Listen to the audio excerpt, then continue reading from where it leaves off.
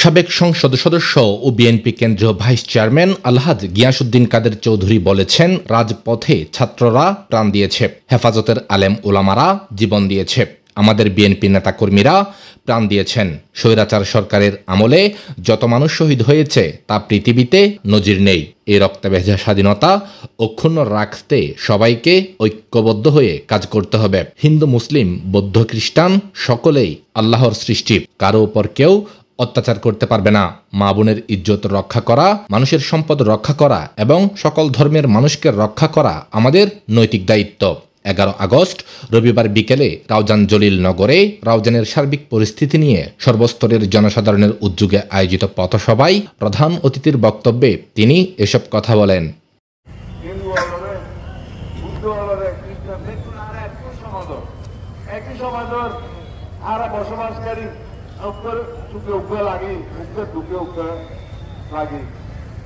যাই হোক, তারা মিথ্যে হারাতে খুব কড়া নজরে দৃষ্টি রাখন করিত।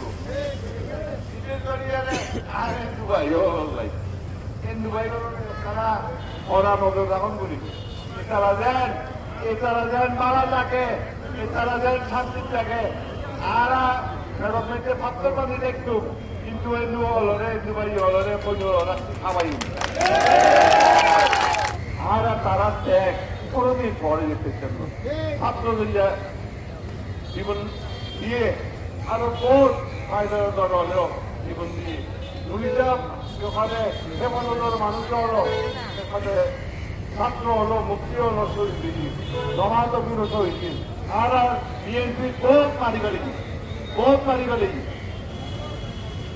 এই গত 1 মাসের মধ্যে একটা মানুষ মরছে, একটা মানুষ শহীদ হয়ে বাংলাদেশ ঘটে গিয়ে গত 1 মাস।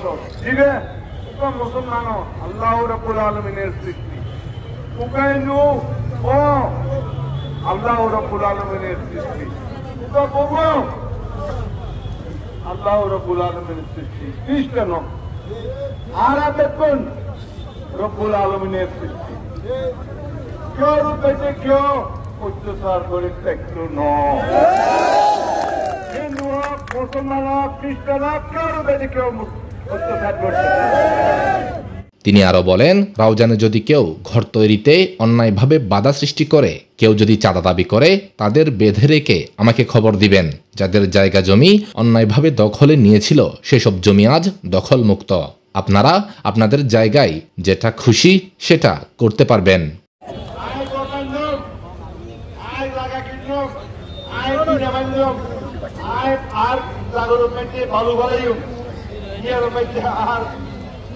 অনর কি আছে, যার যার অধিকার আছে, যার বিয়ান দেবালা বিয়ান গরিব। কিন্তু ব্যাগ জায়গার পেটে যদি অনেক ট্যাক্স বয় রায় দেন, আয় ব্যক্তিগত ভাবে অনার মনে থাকুন। যদি কেউ অন্যায় ভাবে বিরোধ পেতে কত তুলতে গেলে, জায়গা কিন্তু গেলে যদি বাধা দেয়, অন্যায় মেহরবানি করিয়ে আর জানাবেন। আর কেউ বাড়ির পেটে কেউ যদি জবরদস্তি এরা সামনে তুলতে যায়, ঈদের বান্ধে এরা আর খবর দিবেন।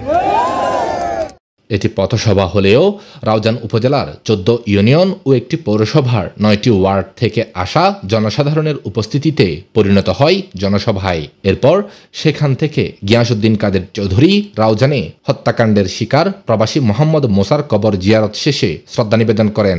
সেখান থেকে গহিরায় গিয়ে রাউজান পৌরসভার সাবেক মেয়র আব্দুল্লাহ আল হাসানের কবর জিয়ারত শেষে শ্রদ্ধা নিবেদন করেন গিয়াসউদ্দিন কাদের চৌধুরী সহ দলীয় নেতাকর্মীরা।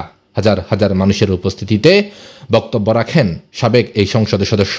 বক্তব্য রাখেন চট্টগ্রাম উত্তর জেলা বিএনপি নেতা বিশিষ্ট ব্যবসায়ী আলহাজ সরওয়ার আলমগীর, রাউজান থানা বিএনপির যুগ্ম আহ্বায়ক ফিরোজ আহমেদ, নুরুল হুদা চেয়ারম্যান, সাবেক সাধারণ সম্পাদক সৈয়দ মঞ্জুরুল হক, উত্তর জেলা যুবদলের সহসভাপতি সাবের সুলতান কাজল, ইউসুফ তালুকদার, মাসুদুর রানা, সোহেল চৌধুরী। রাউজান কলেজ ছাত্র দলের সাবেক সভাপতি রাসেল খানের সঞ্চালনায় উপস্থিত ছিলেন একরাম, তসলিম, ছোটন, আজম, শাহাদাত মির্জা, মোহাম্মদ আলী সুমন, নিজামুদ্দিন চৌধুরী, হাফিজুর রহমান প্রমুখ।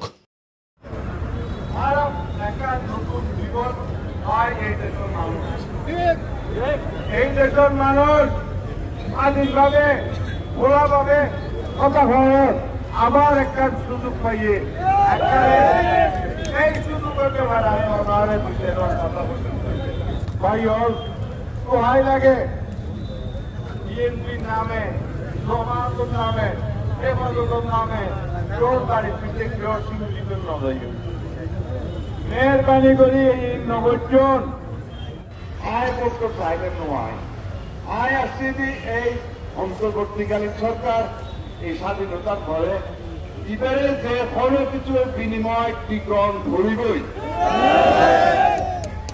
এই সরকারের টিকান ঘুরিব জাতীয় স্বার্থে এই সরকারের টিকে গেলে আর একটা আগামী তারা যেদিন না মনে করে নির্বাচন গণক তারা দিব আর পার্টিগত ভাবে দাবি করছি তারা সিদ্ধান্ত দিব অংশের দিব না।